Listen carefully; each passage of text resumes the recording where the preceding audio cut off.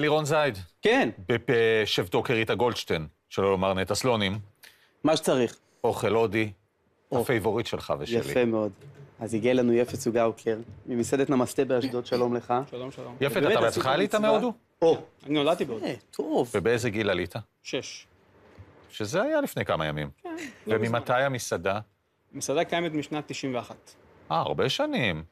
אבל אתה יודע, אנחנו אומרים אוכל הודי, דיברתי על זה עם לירון קודם, ומבחינתנו אוכל הודי זה הודו מדינה של יותר מיליארד אנשים, יותר 2,000 סוגים של אוכל. אוכל הודי, יש כל כך הרבה מטבחים, ואנחנו מתמחים במטבח צפון הודי.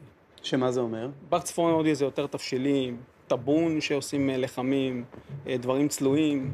האמת שזה מה שאנחנו מכירים פחות או יותר מהאוכל. כן, אנחנו בגדול תן לנו צ'פטי ולאסי ואנחנו מסודרים.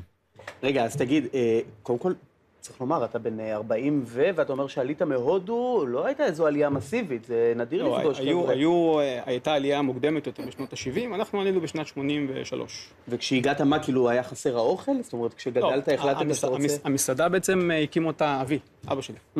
אבא שלי, ואנחנו בעצם הדור השני. אני והאחיות שלי, אנחנו היום מנהלים את המסעדה. עכשיו תגיד, לירון, מכיוון שרצית לעשות את הפינה הזאת, אז אתה מארח. כשאתה מארח, אז לא אוכלים אצלך? כאילו ככה זה גם אצלך בבית? זהו, רציתי לדעת. אני יכול לאכול את הפניפורי הזה? מה יש בתוכו? פניפורי זה בעצם תפוחי אדמה, גרגירי חומוס, שמתי בה תמר הינדי, צ'טני ובביס אחד. תגיד, הרבה אנשים קצת נזהרים מאוכל הודי בגלל שהם פוחדים מהחריפות. נכון, האוכל שלנו לא חריף. שלנו לא חריף, אנחנו... לא חריף יחסית לאי, או לא חריף יחסית להודו? האוכל יכול להיות חריף, ניתן לזה, אבל האוכל הוא מעט מותם. הוא מעט מותם לישראלים, נכון, אני מודה, אבל בגדול אנחנו מסעדה הודית אותנטית. אז בוא תגיד לנו מה יש לנו כאן על השולחן, מה אנחנו רואים, ואני בזמן הזה אדגום. פניפורי.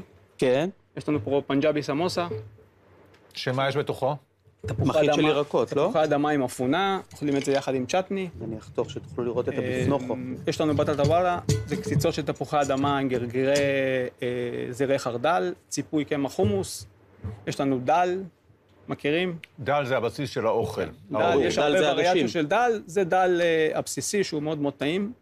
יש לנו בריאני ירקות, זה אורז מוקפץ עם ירקות, יש לנו קשמירי פולאו, זה אורז מוקפץ עם ירקות ופירות יבשים. והשולחן שיש כאן, אגב, הוא הוכחה לזה שהמטבח הזה מאוד ידידותי לצמחונית וטבעונית. אתם מסעדה צמחונית? לא, אנחנו מסעדה צמחונית ובשרית. אוקיי. היום אנחנו באנו... כי האוכל ההודי המון על בסיס... היום הבאנו הכל צמחוני, אבל אנחנו גם בשרים. וגם בעצם קמח חומוס זה טוב לצליאקים, נכון? למי שלא אוכל גלוטן. כן. כלומר, בהודו, אבל ההודים הם צמחונים בהגדרה, נכון? כאילו, הם אוכלים רק עוף.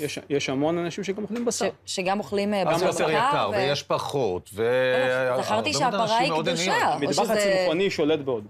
זה גן עדן לצמחונים. אבל יש עוף, יש לנו גם מנות בשר.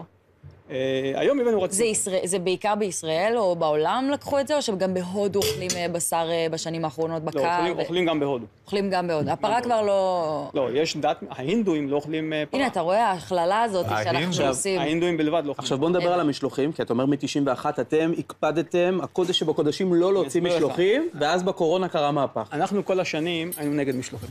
אמרנו, הלקוח יקבל זה לא כמו שצריך, האוכל יהרס. מרץ 2020, קורונה, כל המשק סגור, כל המסעדות סגורות. או שעכשיו סוגרים את המסעדה, מה נעשה? התחלנו משלוחים. ואז מה, ראיתם שזה לא כל כך נורא? והתחלנו לאט לאט לשפר את נושא המשלוחים. היום זה רץ... לירון...